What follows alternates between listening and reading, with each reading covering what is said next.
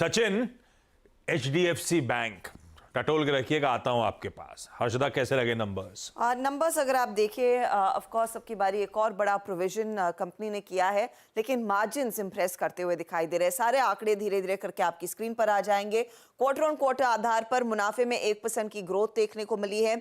16,512 करोड़ पर यह फिगर आता हुआ ब्याज से आए 29,000 करोड़ के ऊपर निकलती हुई 2% तक के इजाफे के साथ। लेकिन यहां पर आपको गौर करना है कि एसेट क्वालिटी की स्थिति क्या है।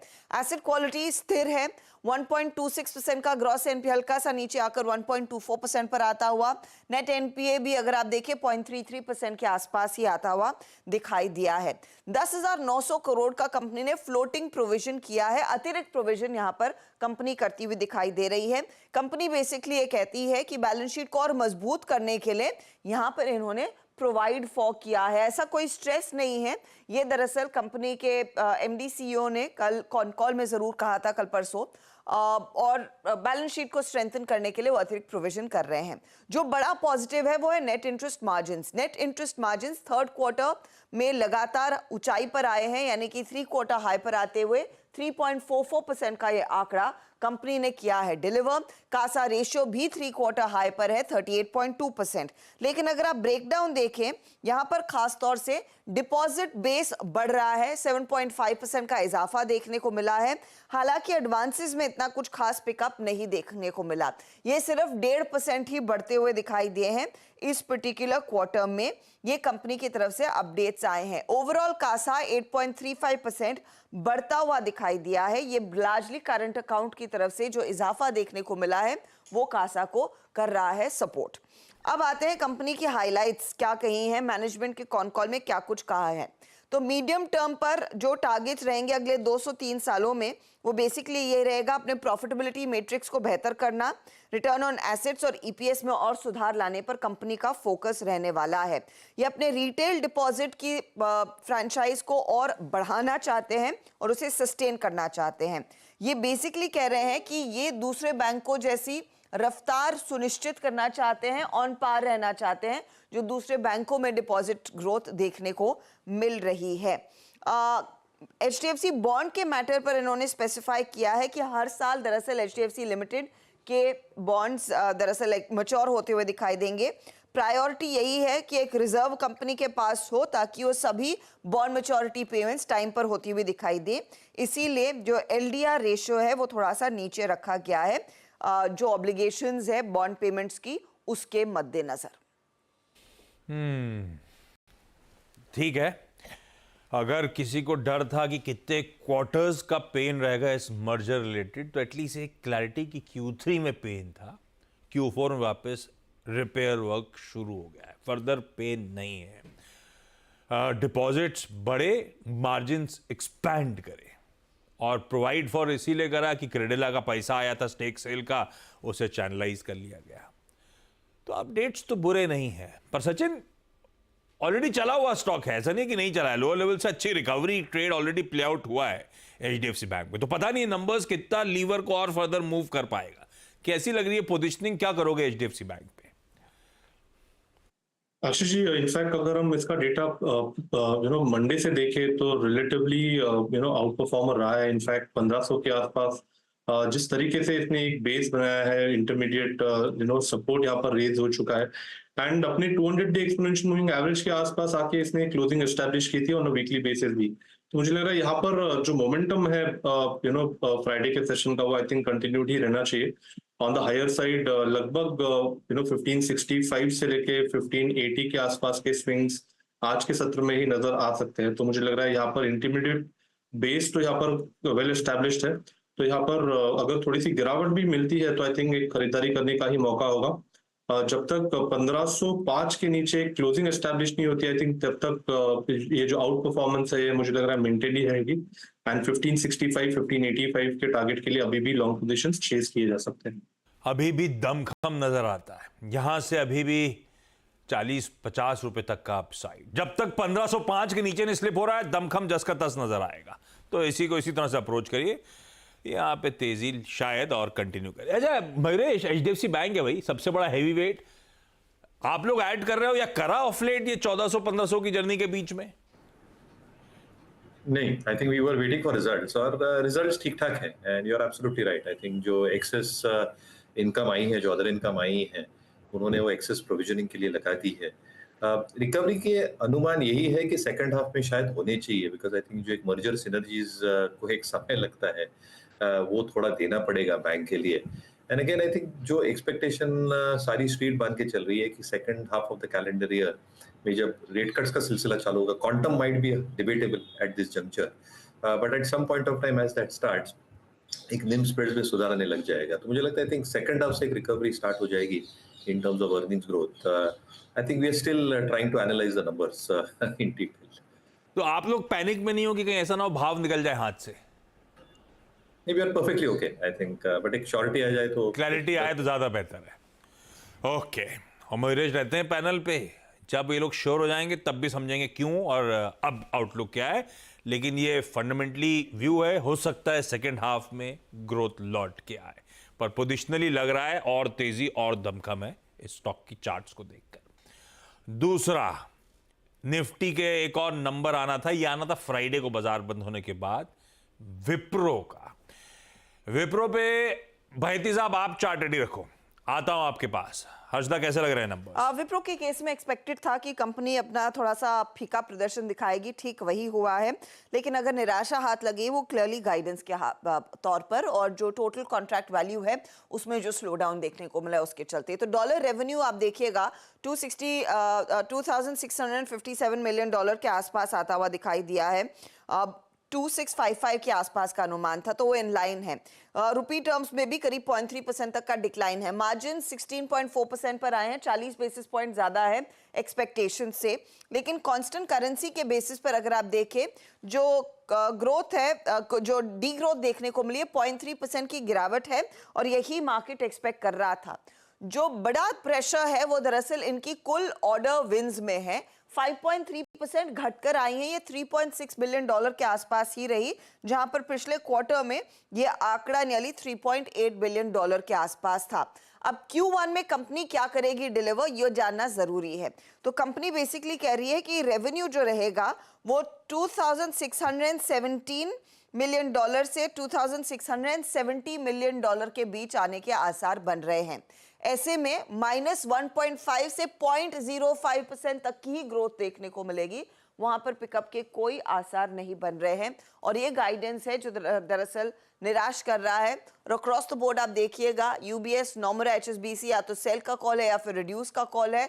जेपी मॉर्गन है न्यूट्रल, लेकिन क्लियरली टारगेट प्राइस 480 ऊपर की तरफ, तो नीचे में 385 तक आ सकता है, ये कहना है ब्रोकरेजेस का।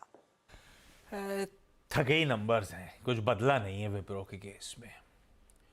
खैर, अगर बदल रहा होता तो सीईओ साहब रिजाइन थोड़ा कर जाते हैं, तो पता ही था शायद फीके ही रहेंगे, और फीका आउटलुक ही है।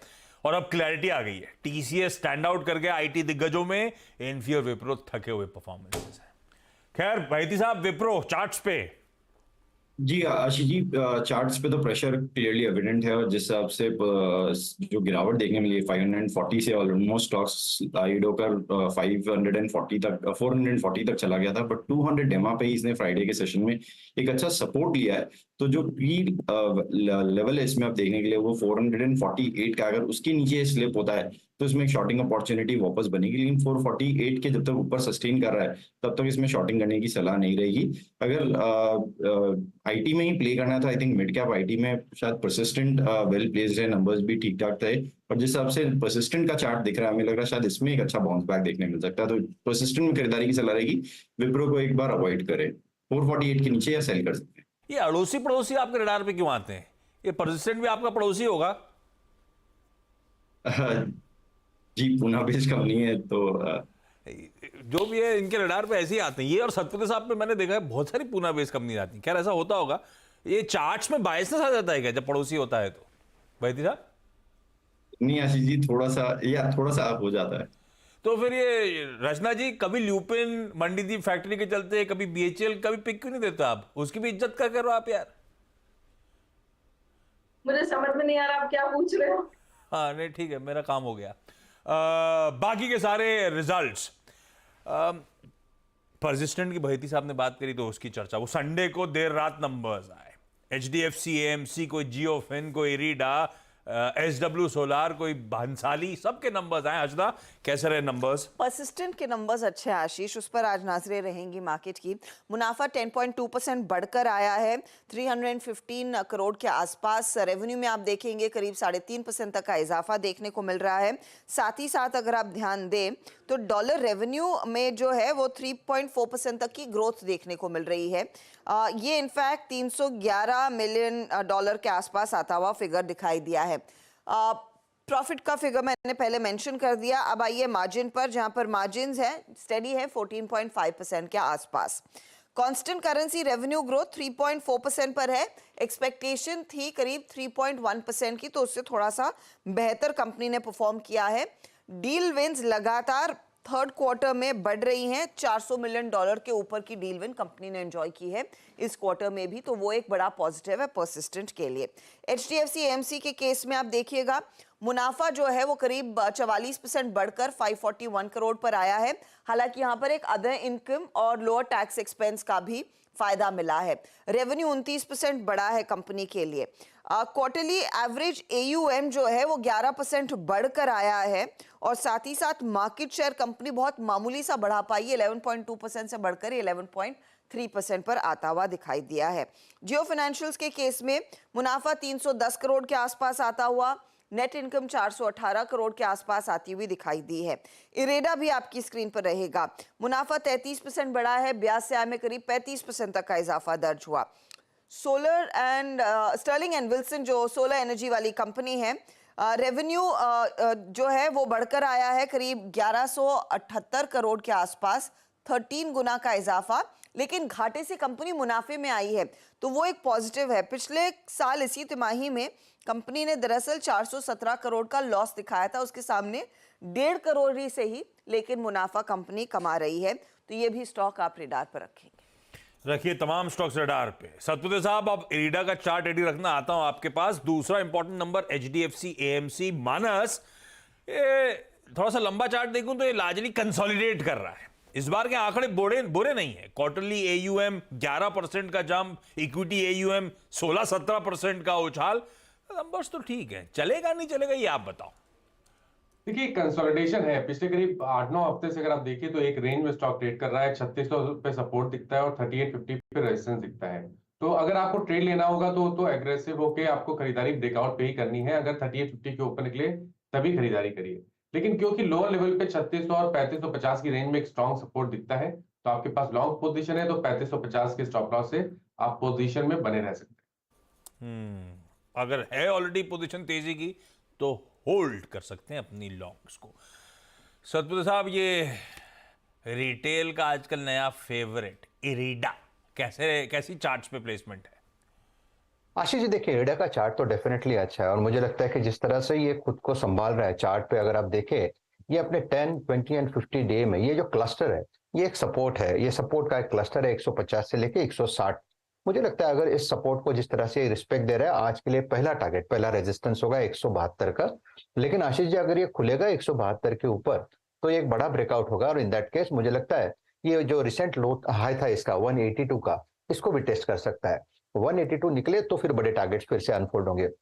मोटा मोटी द जेस्ट है, चार्ट बढ़िया है, मुझे लगता है it's a clear cut by. Stop loss होगा 145 का पोजिशनली। ओके, रखिए ये तमाम स्टॉक्स अपने रडार पे। जो रिजल्ट्स बाकी भी मेंशन करें, ये भी रडार पर रहेंगे। खुलने के बाद जहां जहां एक्शन आएगा उन स्टॉक्स पर अलग से चर्चा कर ली जाएगी। टाटा ग्रुप कंपनीज रडार पे, Tata chemicals, Tata power, Tata Motors. एक काम करिएगा, जो नाम मैंने लिए रचना जी, आप चार्ट टटोल के रखिएगा, इनमें से किसी में कोई ट्रेड वेट दिख रहा हो तो। हर्षदा, क्या अपडेट्स हैं? यहाँ पर दरअसल ये नेटवर्क एक्सक्लूसिव है, CNBC TV 18 एक्सक्लूसिव खबर है कि शायद कंपनी अपना डेट कम करके जो अपर क्लास NBFC बनी है, और अगर एक पर्टिकुलर क्राइटेरिया इनका मीट नहीं होता है, उसे लिस्ट करना होगा, वो लिस्टिंग से अपने आप को बचा सकती है। तो बेसिकली इन्होंने RBI को एक प्रपोजल सबमिट किया है, जो वो बेसिकली कहते हैं कि ये NBFC की guidelines, upper layer NBFC guidelines achieve करेंगे, मीट करेंगे वो guidelines without getting an IPO। इसमें कंपनी बेसिकली हाईलाइट कर रही है कि वो अपने टाटा सन्स की बुक्स पर जो खासा डेट है उसे कम करते हुए दिखाई देगी और उन्होंने आरबीआई के साथ एक बैठक भी की है। अच्छा, आरबीआई ने उस पर कोई विचार नहीं किया है, ना ही उनको रिस्पांस मिला है जो सूत्र कह रहे हैं। इस लिहाज से सारे स्टॉक्स रेडार पर रहेंगे। जो पहले भी अटकले थे कि शायद आईपीओ आएगा, फिर कंपनी ने उसका खंडन किया, तो उसी की पुष्टि शायद होती हुई दिखाई देगी कि बिना आईपीओ लाए कंपनी डेट कम करेगी और अपर लेयर एनबीएफसी की गाइडलाइंस को भी मीट करेगी। अच्छा, मैं आता हूं स्टॉक्स पे, पहले बाकी के सारे स्टॉक्स की न्यूज। लुपिन रेडार पर रखेंगे आज आशीष, जहां पर कंपनी ने एक 25 mg स्ट्रेंथ वाली जेनरिक दवा यूएस में लॉन्च कर दी है। ये बेसिकली ओवर एक्टिव ब्लैडर के इलाज के लिए की जाती ट्रीटमेंट है। $1 बिलियन का साइज है इस पर्टिकुलर 25 mg वाली दवा का। अब यहाँ पर इसका कुछ फायदा दरअसल रिपोर्ट्स कहती है जाइडस के हाथ भी लगता हुआ दिखाई देगा और आगे चलकर औरोबिंदो भी करीब 50 mg वाली स्ट्रेंथ की दवा लॉन्च करता हुआ दिखाई दे सकता है।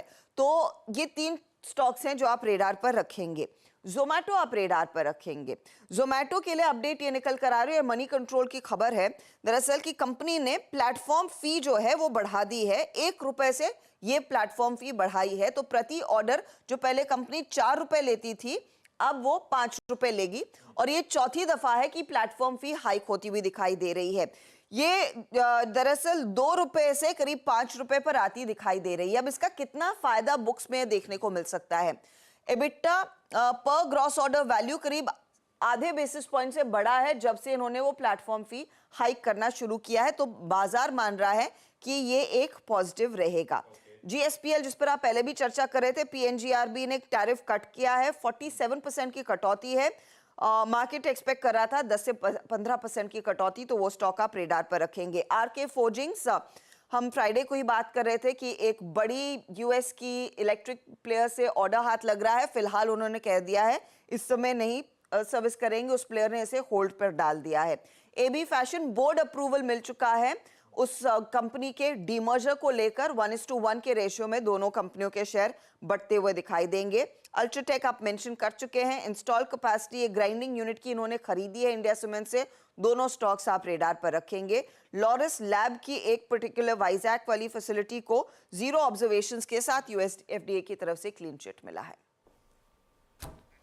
ओके, चलिए क्विकली आज का इलेक्शन सिलेक्शन, वो जो अपन ने कड़ी चलाई है बढ़िया स्टॉक पिकिंग की पोजिशनली, उसकी शुरुआत कर दी जाए इस समय। और आज लेना है सचिन और मयूरेश से। आप लोगों के पास 30-30 सेकंड है बढ़िया से जस्टिफाई करके बताने के लिए। सचिन, कौन सा इलेक्शन सिलेक्शन? आशीष जी, यहाँ पर आईआरसीटीसी का ही स्ट्रक्चर काफी शानदार है। इनफैक्ट काफी समय से ये एक अच्छे कंसोलिडेशन जोन में था, लगभग 900 के आसपास इसने वापस अपने बेस को एलिवेट कर दिया है। एंड जिस तरीके से वीकली और मंथली स्ट्रक्चर पे फ्रेश ब्रेकआउट हुआ है बुलिश फ्लैग फॉर्मेशन से, तो मुझे लग रहा है ये रैली काफी सस्टेनेबल होगी। लगभग 1240 के लक्ष्य के लिए मुझे लग रहा है यहाँ पर अभी भी लॉन्ग पोजीशंस अक्यूमुलेट करने चाहिए। On a decline up to 960 positioning की जा सकती है। स्टॉप लॉस आपको 880 पे लगाना है on a weekly closing basis. बिल्कुल ठीक। तो ये मयूरेश का आज का पिक था जो सचिन के रडार पे आया।